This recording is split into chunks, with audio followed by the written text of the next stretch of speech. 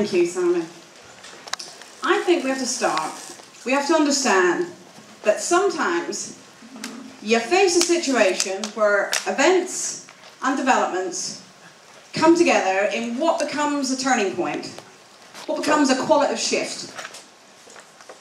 A moment in history where some things that had seemed unshakable, unchangeable, permanent parts of society's common sense suddenly get put into question. As Marx said, where everything solid melts into air. And actually, I think we face such a moment today in British politics. Because we're looking at an utterly transformed landscape, political landscape. It's riven through with possibilities, but it's also riven through with very severe dangers. And we all know what those dangers are. And so in a way, what today's about is talking about that there is a race on. There is a race on for what sort of politics, what sort of ideas are going to shape the political landscape, shape the contours of the political landscape over the next months and years in Britain. Both in terms of electoral politics, in terms of the struggle, in terms of what we do on the ground in every part of our political work. And so I'm going to look at some of the key factors, and obviously you start with the economic crisis. Now, I don't know, you've probably been to the thesaurus to find another word for meltdown, collapse, crisis. It feels like there isn't words big enough to describe the sheer scale of what their system is going through right now. Meltdown's probably the nearest, and that's what we did as the front page of Socialist Review. It's the best we could come up with. It's not a new one. But we have to always start by the sheer scale of the systemic collapse that capitalism is facing. Nobody's immune.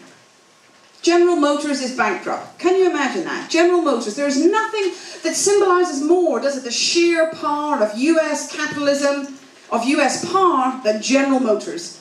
It's bankrupt. And into this economic maelstrom that is touring around the world, is smashing up the poorest communities, laying people out of jobs, and actually wrecking people's futures. And in Britain we've been hit hard. No question about it. I mean, and what's interesting about it, they talk about how you can judge the economy really just through the rear view mirror. They keep readjusting just how bad it's been in the last few months, don't they? Because actually, not only are their projections over-optimistic, but what they thought had just happened was also over-optimistic, if you can be over-optimistic about the past. But the worst that the ruling class have got in store for us is still to come. And if you look at what the predictions for the percentage of our GDP, what Britain produces every year, is going to be debt. At the moment, maybe 14% or whatever is debt. What they're predicting in the FT Today, in The Economist this week, and in other ruling class publications, is that the percentage of British GDP which could be debt next year could be as high as 80%. Now, how are they going to get that money back? Anybody like to take a guess? We know where they're not going to take it from. The old slogan that was around in the city when they interviewed people on the news on Friday night, bonuses are back. These people are not the ones that are going to be suffering. And when you look at the cuts and attacks that are already happening, the jobs that are going, the idea that we're going to be told that we might have to work till we're 70 years old, the idea that actually people in British Airways are being asked to work for a month for no money is a scale of what are the sort of things. I mean, they're being politely asked. They think this is obviously better than just being sacked.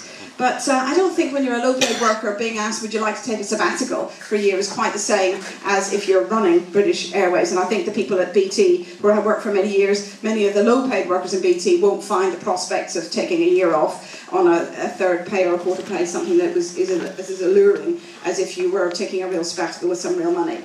And I think that when you look at the other things, in terms of students, loans are frozen, tuition fees are going up. That's if you're lucky still to have a college building to go to college in, or if you still have a course to go to, because we know they're already doing those sort of attacks at London Met, Tower Hamlets and other places around the country. And what is clear about the impacts of the crisis, far from being the stuff that came at the beginning, which the Southeast, and it's going to hit the middle classes and everything else the hardest, the people at the bottom of the pile are the ones suffering the most. In the last month, 2/3 of the 344,000 increase in unemployment in June came from areas with above average deprivation already. So 2/3 of the rise came from those same areas. In terms of young people, there's 900,000 people under 25 who are out of work. Young people are 1 in 5 of the population, but they're 2 in 5 of the unemployed. And so when Martin Wolf in the Financial Times, famously said a little while ago, we're looking at year after miserable year of austerity, these are the people that he means, doesn't he? He means the public sector, he means ordinary working class people across the country.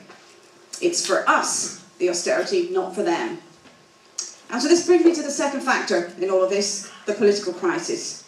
Because the scandal of the MP's expenses happened against the backdrop that I've just described, where people are already feeling the pinch, already feeling under attack, and are incredibly anxious about their futures. And really, the effects of that crisis about the expenses, the scandal, are still reverberating throughout society. It's not over.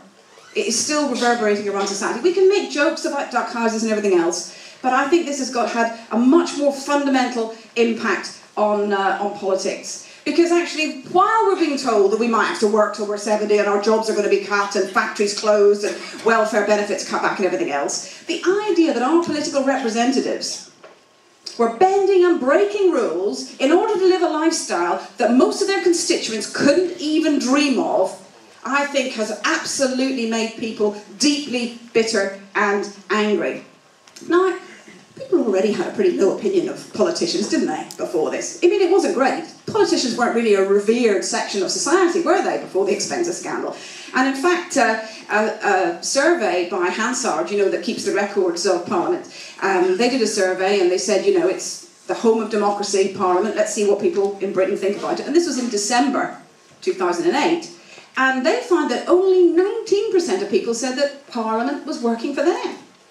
And when they were asked, was Parliament representative of people in Britain, only 18% thought that it was. This was before the scandal. Can you imagine if they were doing the same survey today, what people would say? And so therefore, it's not simply just another bit of sleaze about politicians, a gossipy bit of sleaze that's going to just get out of the headlines and go. Precisely because of the economic crisis, it's had a much sharper blow right through working class people. And I think really it's put the bitterness of millions to breaking point. And so what you're seeing is the political establishment of what they always love to describe, don't they, as the oldest democracy, the most stable parliamentary democracy in the world, has been rocked to its very roots, in the most profound sense. Because actually people are talking about democracy, aren't they? Anybody who's talked to people are saying, we don't have real democracy anymore if these people are representing us and we can't control them. Which brings me to the third factor in all of this, the question of working class representation. Because this has really come to the fore, hasn't it? Both with the European elections and with the political and economic crisis. Because Labour are in a nosedive, aren't they? Again, you can think of millions of different words, couldn't you, describe just how bad the situation is for the government. And nothing they do seems to help, does it? Everything Gordon Brown does just turns into its opposite. Under pressure to have an inquiry into the Iraq War, the most unpopular war in history, of course he wants to keep it secret. As if he's going to be able to keep it secret. People are, we want you to be accountable, we want you to be transparent. Oh, we'll have an inquiry, it'll be in secret and we won't apportion blame. He had to do a U-turn within hours, didn't he? He doesn't have a sense of just how deep the crisis goes. We did. Because we knew not only how unpopular the Iraq War was and how much popular opinion was to have these people. We want to see Blair in The Hague. We don't want to see him in a secret room somewhere. So therefore